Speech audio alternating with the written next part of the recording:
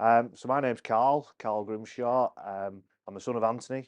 Um, my dad will be here with us today at some point, and you'll see him. Um, talk about my dad first of all, who's still very much the driving force of the family. Still very ambitious in where he wants to be as a farmer, and quite outspoken about what he wants to achieve for us as a family. Um, and leave behind um, when he if and when he retires. And he wants to something he really focuses on is um, make making sure that he has security for his children and his grandchildren when he does eventually pass away, and something that he feels his dad didn't do well enough for him, which is what he wants to try and achieve for us um, as well. So that's my dad, Anthony, 62 years old, loves cows. So if you like cows, my dad's the person to talk to about cows. He does love cows, and that's why the dairy side of our farm and our business is still very much the forefront of everything what we do in all different aspects of the business, and um, and a massive part of what we do here at Smithills. So um, we do have too many cows, and I'm sure you'll see that today when we go around the farm and go and see the cows. Um, but that's why me and my dad clash heads sometimes, because there has to come a compromise between father and son, and business and pleasure and financial worries. So that's when we have to decide enough is enough, too much is too much. So we'll not go too much into that. So as it stands now, we have sort of four different aspects to our business. The first one is the visitor farm, which is definitely the main part of our income here, is the visitor farm, and it's the visitor farm that's provided the income, the finances to help develop the other sides of our business now. So the second side of our business is the dairy farm, and actually we have two dairy farms now. We have a smaller one here at Smithills, and that the dairy farm here at Smithills provides the milk for our doorstep deliveries, which we'll talk about very soon. And then we have an we 8 years ago we bought some land 2 miles down the road, um, where my dad has built more or less a brand new farm down there to relieve a little bit of pressure off Smithills here to develop the dairy side of things down at the other farm, and help my dad achieve his ultimate dream of building and designing his own farm on his own land right from scratch. So the visitor farm, we have the dairy farm, we also have our doorstep deliveries, which is our milk round. And we'll talk quite a lot about the doorstep deliveries, and it's a big part of our education here at Smithills, is educating people where the milk comes from and where the food comes from. But it's become such a big part of our business now here. Where we've got 21 milk rounds, um, over 7,000 doorstep customers, uh, all within Bolton and the surrounding areas. Our milk deliveries don't go any further than 12 miles from the farm. So all 7,000 customers are within a very small radius of what we do here. It has become massive very quickly. We only started processing milk literally 3 years ago to the day. So from going from having no doorstep customers, pre-COVID we had 2,000 customers, but then after COVID, obviously we're up to over 7,000, which is incredible. But we've got a big team of staff around the farm that has enabled that to happen and develop and manage it really well. And now we're in a comfortable position um, to sort of keep developing that and keep doing well with that. So that's good. And the last part of our business, which is a new little venture, really. I wouldn't say it's a big part of our business, but it's definitely helps us achieve more things here at Smithills, which is our holiday cottage, which is just opposite here where we are now. Um, we've always had next door neighbours here at the farm, and about 2 years ago now, they decided to downsize and move away from here. They were getting quite elderly, so they wanted to move away somewhere quieter and also into a bungalow. So they wanted to move out. So this cottage came available. It did need quite a bit of work doing to it, and so we bought it, and with the intentions of creating a cottage, a farm cottage for people to come to the farm to stay, to uh, live life as a farmer as such, and come and stay on the farm and enjoy what we enjoy here at Smithills, which is obviously quite a lot. And to be fair, we only opened the cottage last September, October time, and it was slow going. We actually we arranged Sykes Holiday Cottage to come in and help us out to get off the ground, really. Um, and in some respects, they undervalued what we thought was a really valuable asset to our business, and they undervalued it, and we decided to go it alone because they wanted, not only did they undervalue it, but they also wanted 22.5% of what we had coming in. And then our worry was, of course, energy crisis and heating, electricity, and we were worried that not only that they wanted 22.5% at a lower rate, but also the energy bills were going to cost us a fortune as well. So that's why we decided to go it alone. And this year we've just seen a massive increase in people wanting to come to stay. Uh, as long as it pays for itself and pays the mortgage for both that cottage and the cottage that my dad lives in, um, we're happy with that because it's a great asset to the farm as well. And if it makes money, then even better. So that's where we're at. So 4 different parts of the business: visitor farm, dairy farm, holiday cottage, and doorstep deliveries. So let's go back to why I'm in the position I'm in and what I'm doing. People always ask me, what do I do for a living? And my easiest answer is I'm a farmer. It's probably the easiest answer because I live at Smithills Farm, but I suppose it's a little bit more different now because I don't really farm. I never really go and see the animals. I never really go and muck out the animals. I milk the cows every now and again. Um, so that side of my job that I really, really enjoyed, I do miss that side of it because I do enjoy feeding the animals and getting my hands dirty. But there's a lot more responsibility on my shoulders now because we employ 130 staff. Um, we're looking after 2 different farms. We're looking after 4 different businesses. Um, and I have a family. So still playing football. My son Elliot, he has his own football team, and I manage his football team. So we have a busy life. And I remember when I first met Sue, and one of the things she said to me is, "When do you stay? When do you sleep?" So and the honest answer is not so often. So this is Louise, by the way. I forgot to introduce Louise. Louise is my better half. So we work very well together.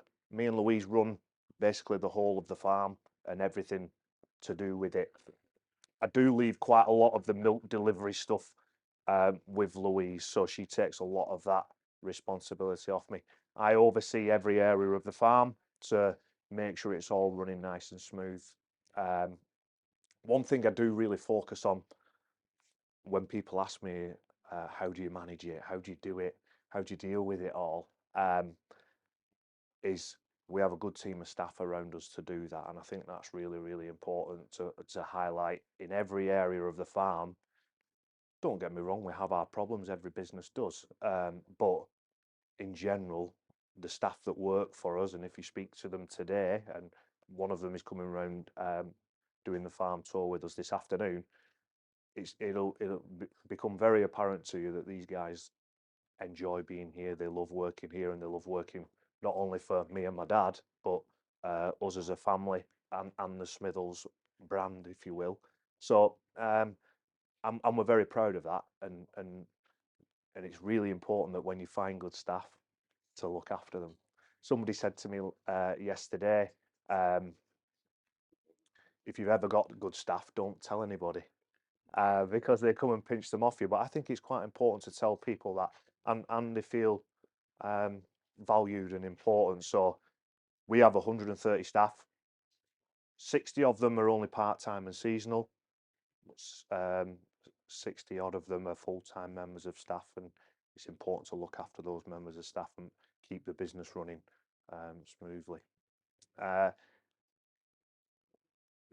am only young, very, very ambitious. Something that we spoke about is it's inherited, I suppose, is to keep that ambition going and keep it going. I remember a conversation with my dad about 14, 15 years ago where we were saying, what do you want to do in life? What do you want to achieve? And something well, it's blown way, way out of proportion of where we expect it to be now. But of course, we want the best visitor farm. We want the best doorstep deliveries.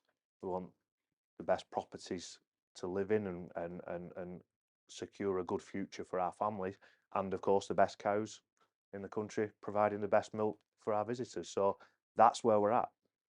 With the visitor farm side of things, it's crazy really how far it's come over the years, and it's also helped us to invest in these other avenues that we've gone down all the time. So it's really important.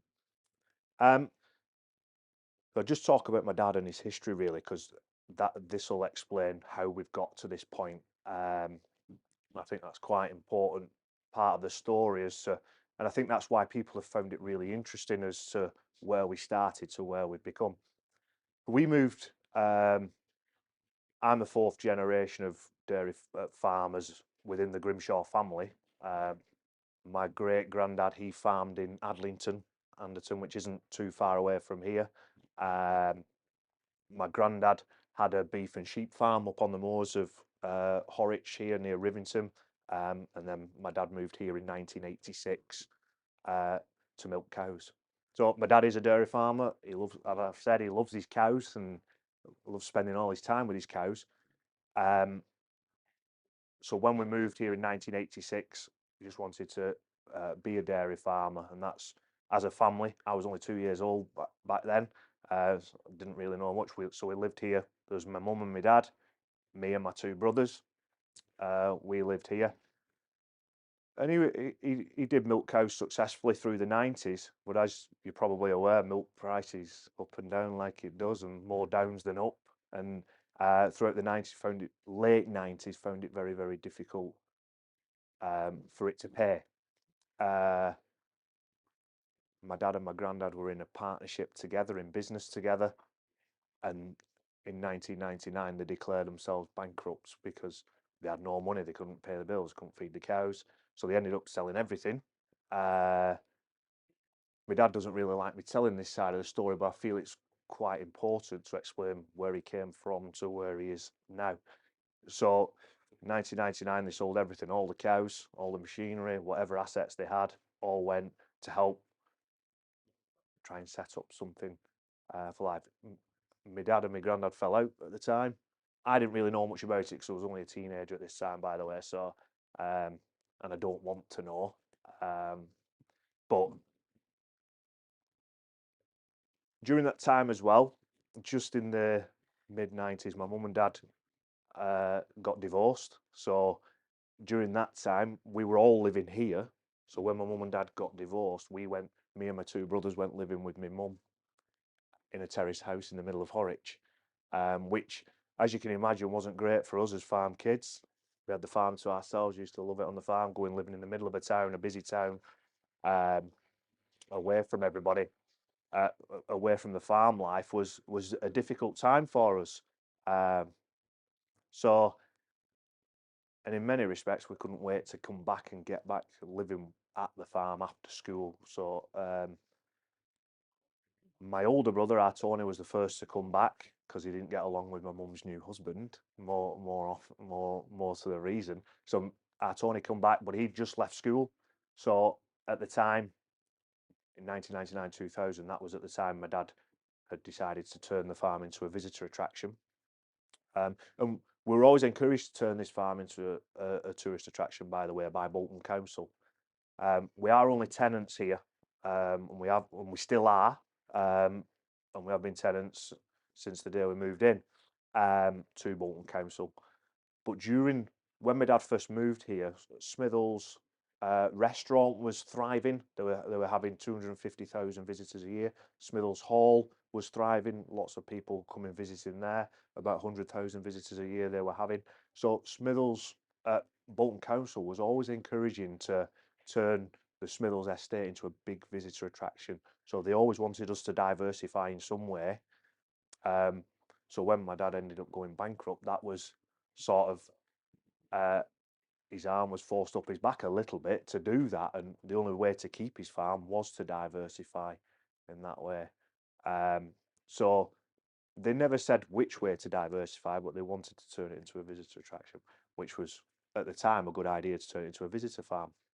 So 1999, my older brother and my dad, they did all the building work here, getting the farm up and ready. At the time, we split the farm into two halves. One half was a livery yard, one half was a petting farm. It was really tiny at the time. There was nothing here, a couple of barns, a few little chickens and stuff when we first started. But we used the livery yard as good money to help build the visitor farm up and get it bigger and stronger and busier. But of course, go back to 2020, the year 2000, foot and mouth outbreak, which put limits on all stops on people visiting the countryside, all sorts of regulations. So back then it was a bit like, my dad was like, have we made the right decision? Should we have even done this? We only opened 6 months of the year right at the beginning. So from Easter till the end of the summer holidays. In the first year, we had 4,000 visitors to the farm, which back then we thought was really, really good. After the first year, that's when I came. I'd just left school.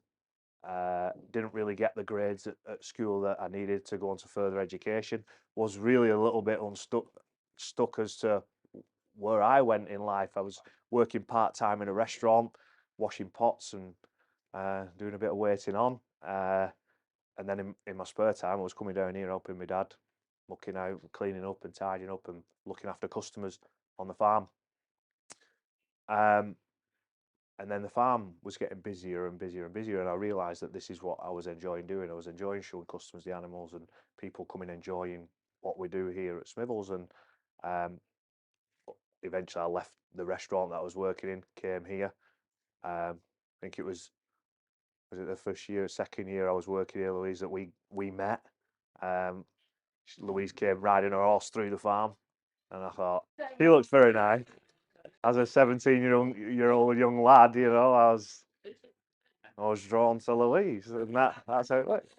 And we've been together 20, 21 years, So from that day, Louise came working here. She used to skip college, coming helping us out, and we've been working together ever since. So that's why that's when Louise ended up coming here.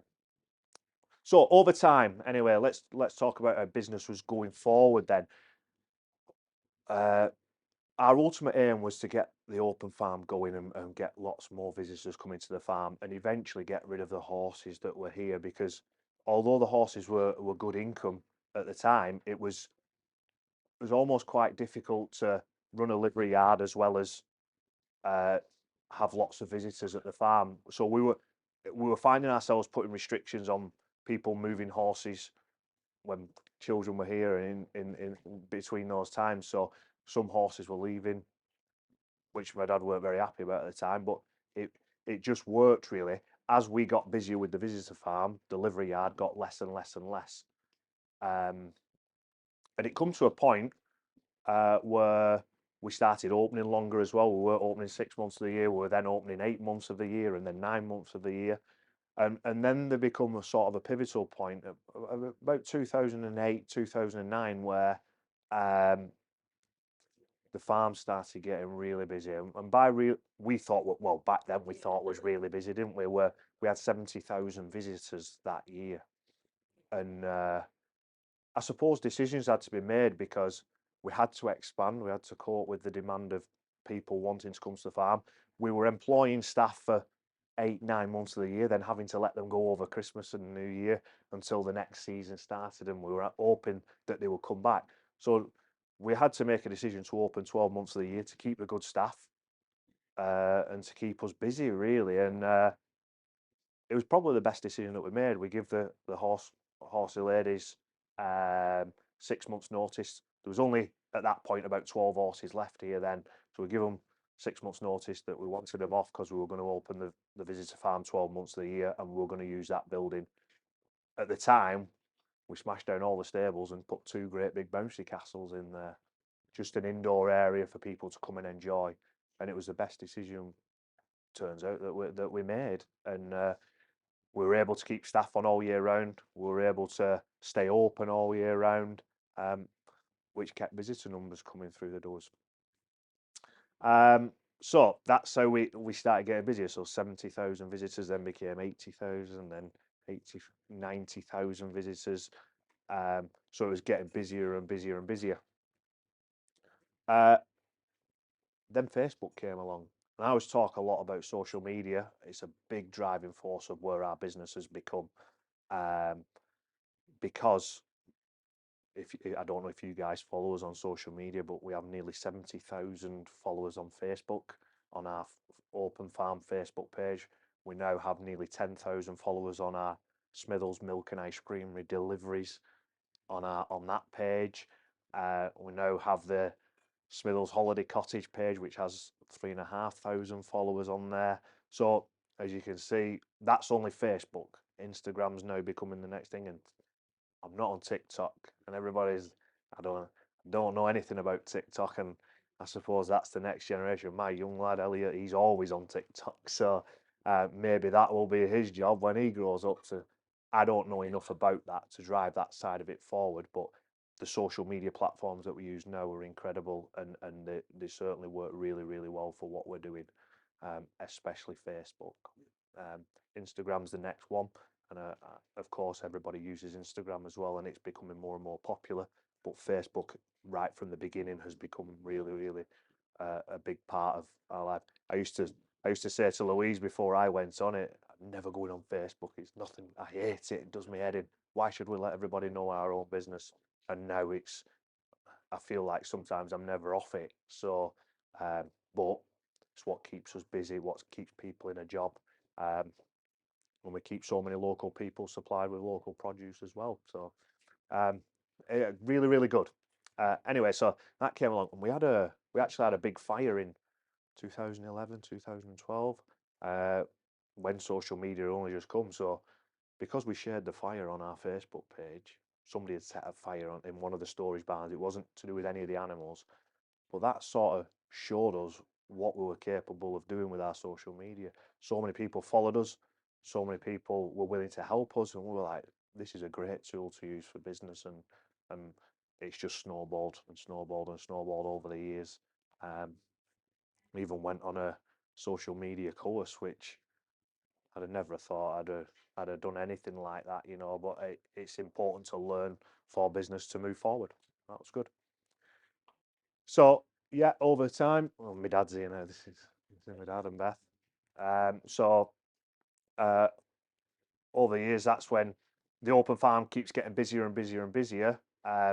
We purchased some land, like I said, about 8-9 years ago, down at Oakin Lane, 2 miles away from here,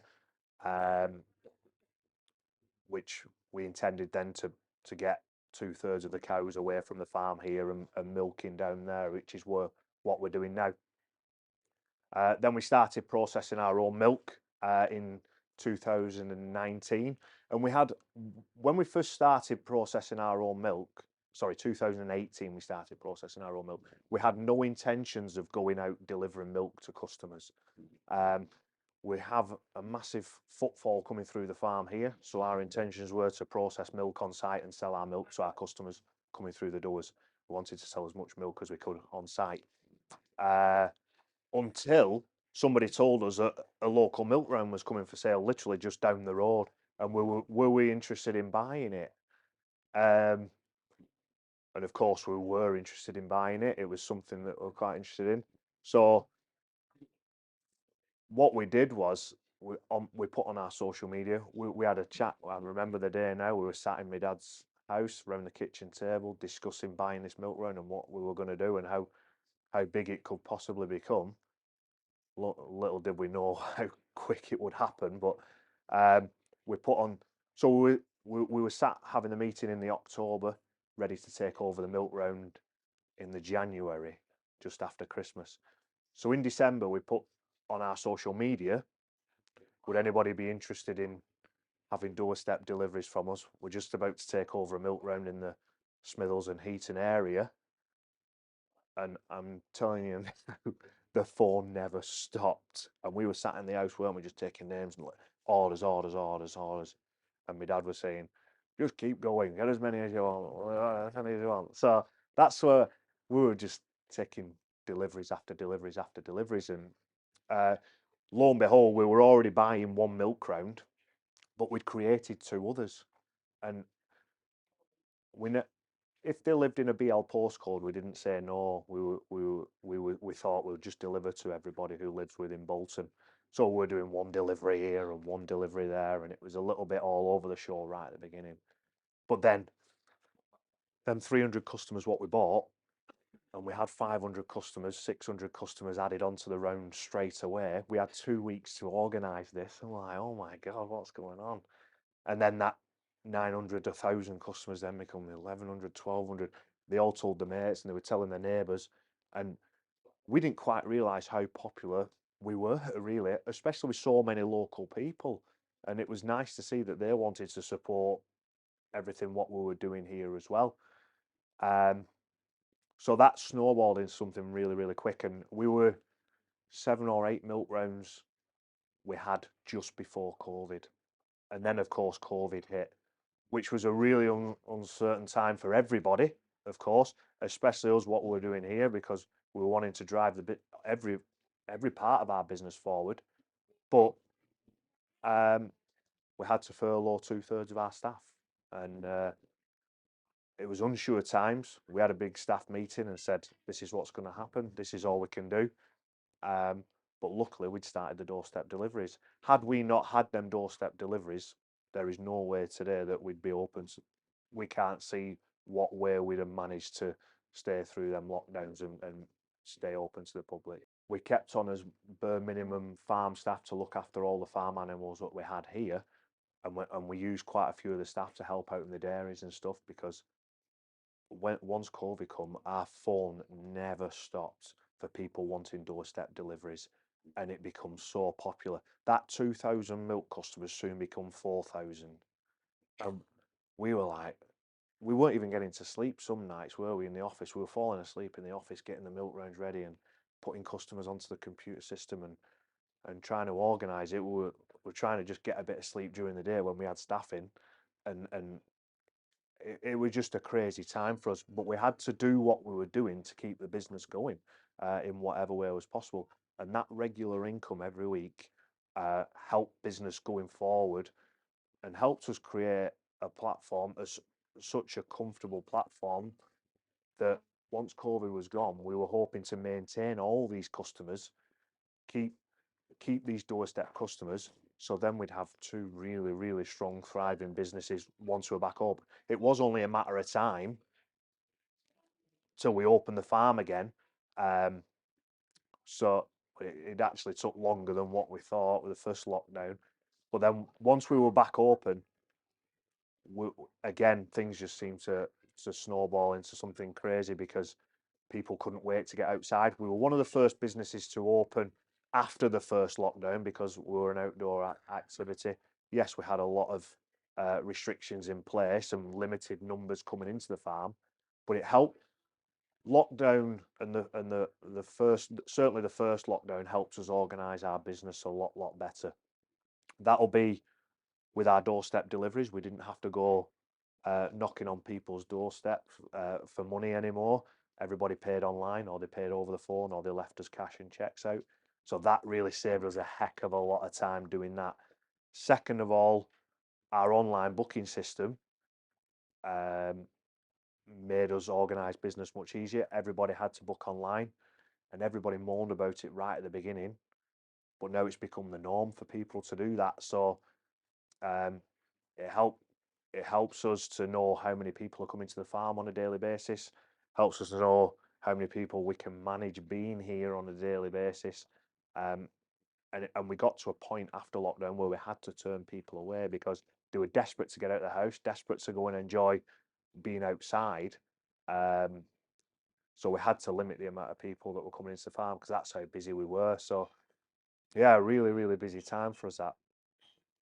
Um, and as far as visitor numbers were going, even with restricted numbers, we still had a really, really good year, 2020, 2021.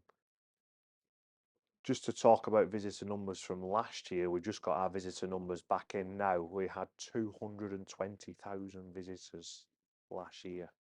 And that, I mean, we had a tremendous year last year, weather-wise. Weather was really good to us, and it kept us, obviously, we were so busy. So that's the story of our business. That's where we've ended up doing what we're doing. My job now is to look after all those different arms to the business and how it all runs. Very, very few times do I get to go and muck animals out or milk the cows, and but you can see why, because of how much we have to put up with and what we have to deal with on a daily basis. People always ask us, what's the worst part of your job? What do you not like the most? I do spend a lot of time in the office, which is something that I've had to adapt to and get used to.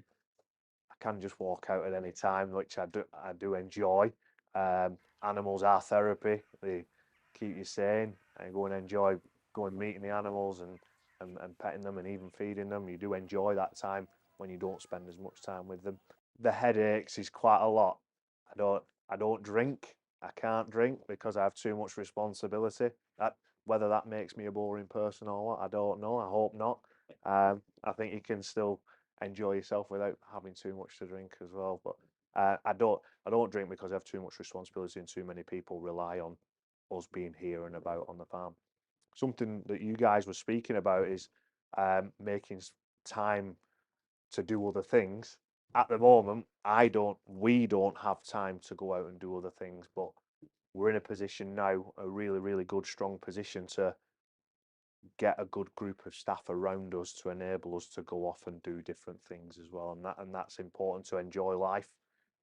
We're only here once, aren't we? So we want to enjoy life, we want to enjoy family life, but also do well whilst we're here. So yeah, that's our story and that's how we work and that's how we've ended up being what we're doing here. We're still relatively young, obviously really, really ambitious, want to achieve lots more. We've still got lots more development to do, lots of building work, lots of different projects. We're certainly asset rich. We're not money rich. We don't have a lot of money because we've invested a heck of a lot into the business. But what a great position we put ourselves in now for our family to move forward and achieve these good things.